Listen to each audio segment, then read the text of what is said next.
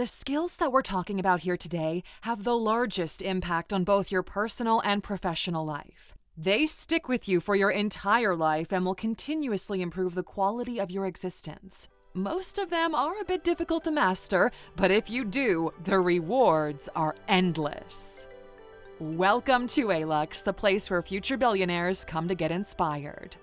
Now, the first skill sitting at number 1 is learning how to learn. This is the holy grail of skills. Once you realize that every type of skill can be learned, the world starts to look a lot like a video game. Like Steve Jobs said, everything around you is made by other humans who are not smarter than you. This is one of the most underrated skills anyone could have, and it's a total game changer. People who are self-taught learners are well aware of how stupidly straightforward it is to learn to do something from scratch. But most people are scared when life puts them in a situation where having to learn is a necessity. Apparently, Gen Z has troubles with basic technology, which is kind of funny, to be honest. The point is, though, we survived and thrived because we learned new things and how to do them better. It's at the core of our nature, and it should be a fundamental skill for everyone.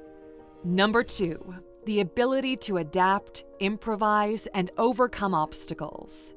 This isn't just a Bear Grylls catchphrase. It's actually what allows you to keep moving forward and survive the hard times you're going to face on your journey.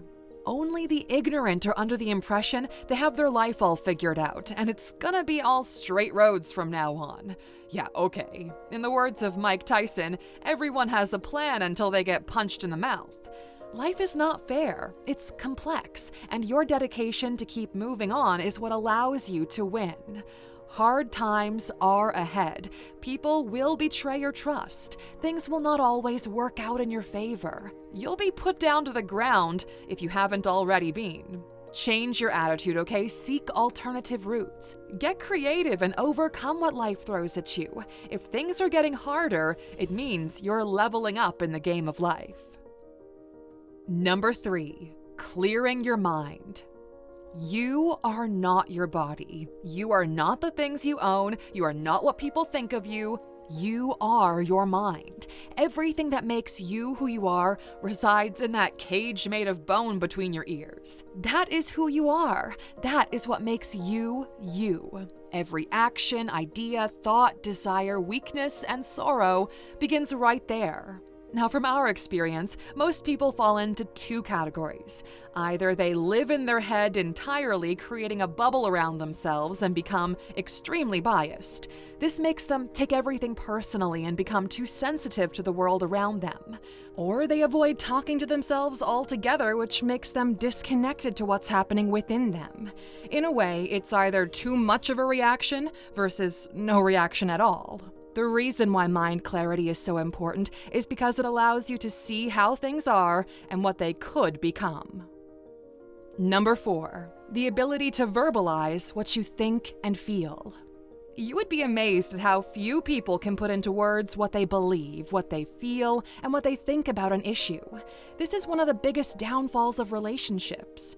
One of the partners is unable to tell the other person what's wrong, and instead they choose to bury that feeling of sorrow within themselves until it builds up to the inevitable collapse of the relationship. And this goes beyond just romantic relationships. It's even between friendships, coworkers, and family members.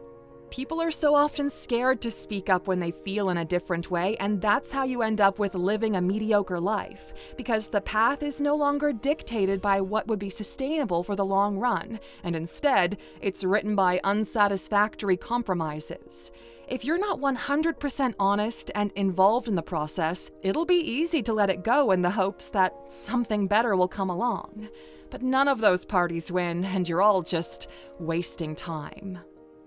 Number 5, the ability to sell and negotiate. Everything you do is a sale or a negotiation process. If you want a girlfriend or boyfriend, you need to sell them on the idea of you being the right person for them. If you want a job, you need to be able to sell your skill set over that of other potential hires, even to yourself.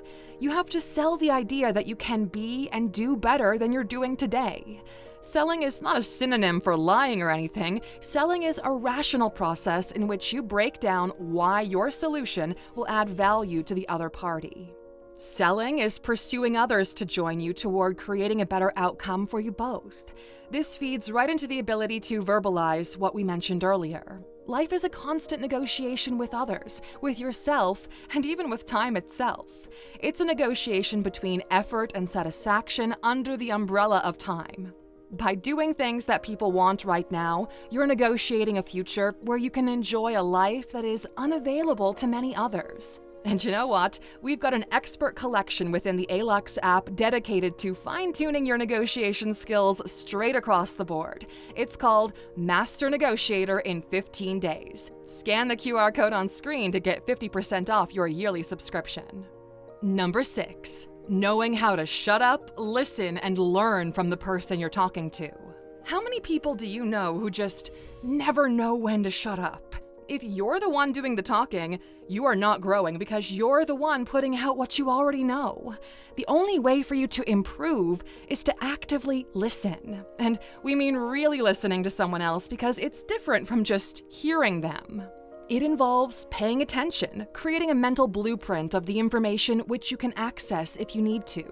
Always assume the person you're talking to knows something that you don't. Don't get blindsided by arrogance, okay? It's more important to grow than give the impression that you already know everything.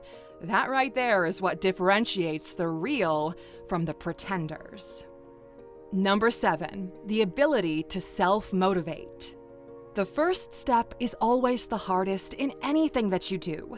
That's because it requires you to do something you've never done before. It involves being in new environments, making yourself vulnerable on purpose, and putting yourself in a position where there's a chance you'll fail. This is where the skill to self-motivate comes in. Down to its core, self-motivation is essentially finding a good reason to start doing something. Something you can't really do without mind clarity, which we talked about earlier. It's that initial spark that builds momentum. Those who possess the ability to self-motivate will always be one step ahead of everybody else. Number 8, building and maintaining discipline. People don't take the first step because they lack motivation, and those who do manage to make that first step, well, they eventually quit because they lack discipline. You see, after you make that first step, the rest is pretty much smooth sailing until you face your first hurdle. Some days, you're just not into it. You're a bit tired, a bit exhausted, and things get a bit boring. So you tell yourself, you know what, maybe this isn't something I actually want to do. This happens because of a lack of discipline. You see, what discipline really is a deal you make with yourself that something must be done on a consistent basis because the outcome is something that you deeply care about. And you make this trade expecting things to be hard. That's the whole point of discipline. Because if you think about it, you don't need discipline to eat ice cream every day. You could do that for years on end because it's fun and enjoyable. Which is something you can't say about achieving something of great importance, right? Because if that were true, everyone in the world would be wildly successful and extremely happy all the time. You have to build and maintain a certain level of discipline to be able to withstand the inevitable stress and resistance you'll have to face along the way. Number 9, energy management. You start off the day with 100% energy levels. That is, if you had a good enough sleep. And through the day, it goes lower and lower until you feel exhausted. Now, here's the thing. There are multiple types of energy.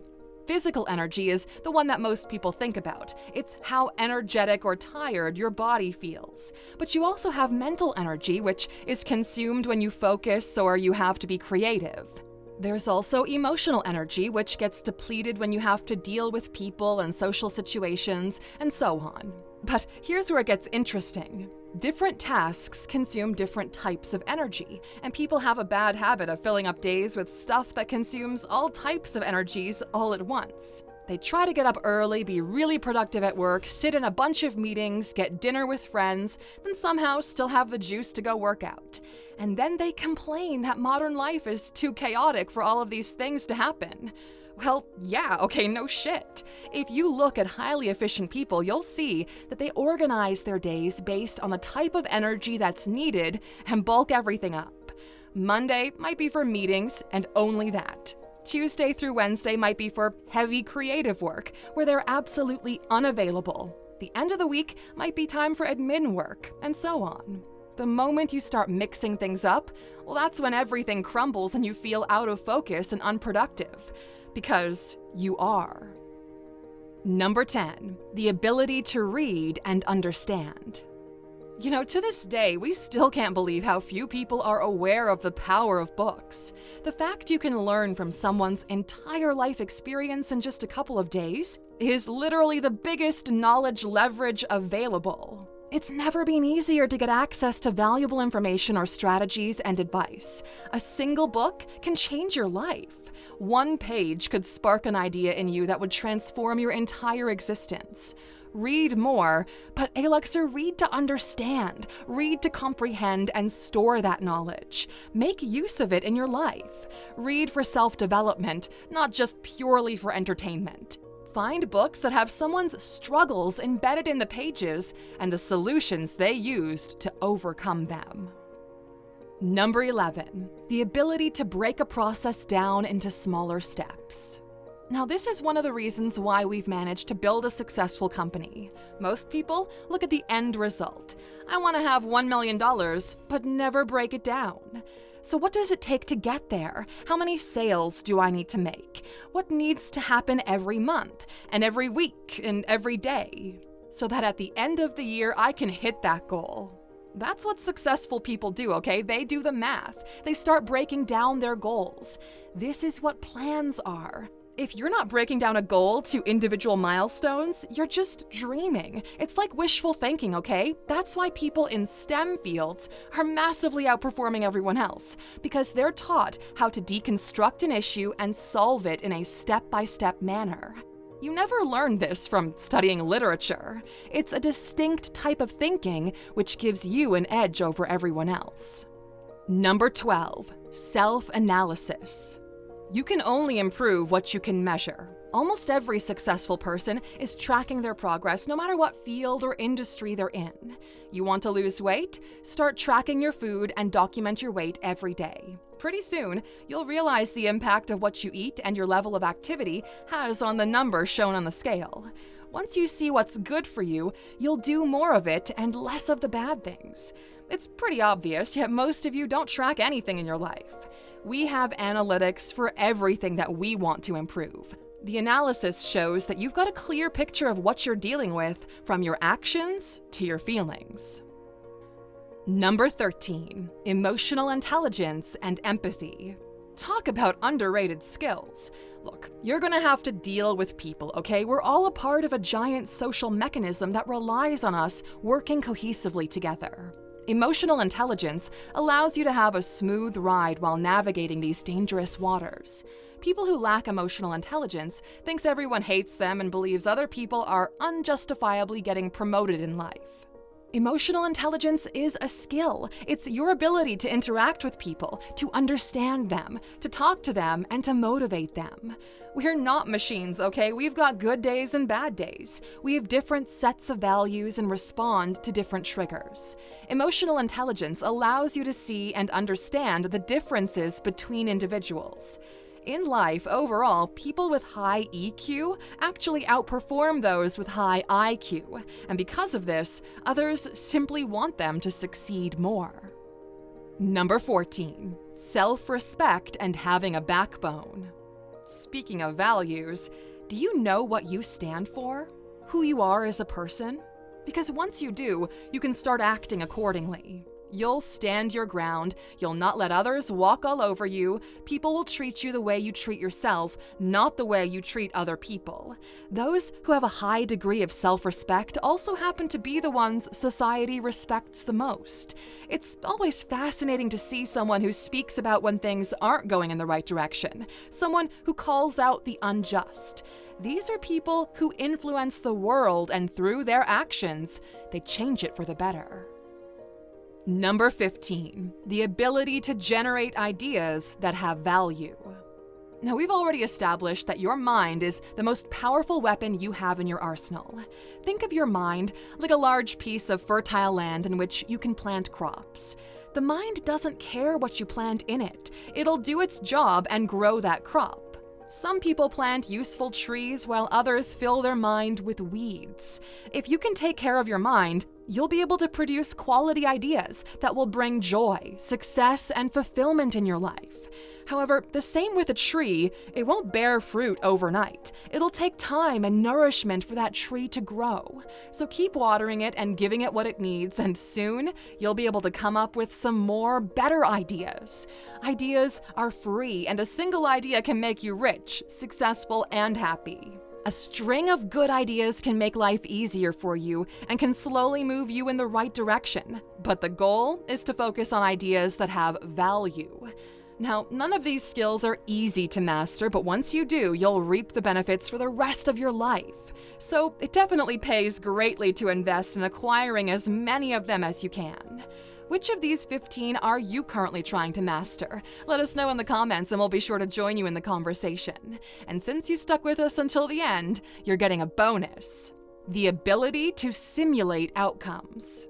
Now, this one is as close to cheating at the game of life as it gets. It's like a superpower in which you can look into the future and decide which version of it you want to live. Every day, you sit at the crossroads of life. You could change, pick between options, and adjust your course if need be. That's where this skill comes into play. So let's say you're undecided between becoming a doctor or an engineer for the sake of argument. All you have to do is to simulate what your life would be like if you pursue each of these paths and see which outcome you would rather live, then commit to it. The more detail you can simulate in your mind, the more accurate a prediction you could make, resulting in a better decision for yourself. What would your life be like if you continued to date this person? Will you be happy, or are you just scared of being alone? Simulate your circumstances for both the near and long-term future. The more things you simulate for, the better you are at predicting what will happen. Like, after simulating all of the possible arguments you could have with someone, you'll be able to pick the one that gets you the best result with the minimum amount of downside. Too many of you jump right into the fight without analyzing the situation first, and then complain that the outcome isn't what you wanted. That's why people relive moments of their lives in their heads, thinking, if only I did it this way instead. Well, you can, but you have to simulate that situation beforehand so you don't end up living with that regret. If you think you could use this skill in your life, please write the word simulate in the comments. We'll see you back here next time, my Luxer. Until then, take care.